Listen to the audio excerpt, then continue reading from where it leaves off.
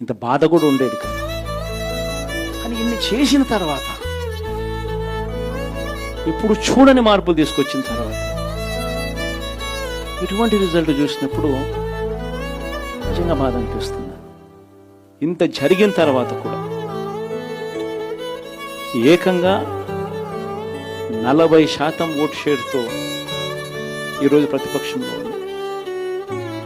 ఇంత జరిగిన పిమ్మట కూడా ఈ రోజుకి కూడా మనం చేసిన మంచి ఎక్కడికి పోలేదు. మనం చేసిన మంచి ఈ రోజుకి కూడా ప్రతి గడపలోనూ కనిపిస్తుంది, ప్రతి కుటుంబానికి తెలుసు.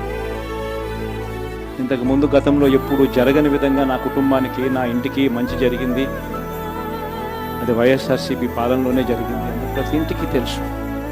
ఆ చేసిన ఆ మంచి ఎక్కడికి పోలేదు. ఆ మంచి ఎప్పటికీ మనకు శ్రీరామ రక్షగానే బ్రతికే ఉంటుంది.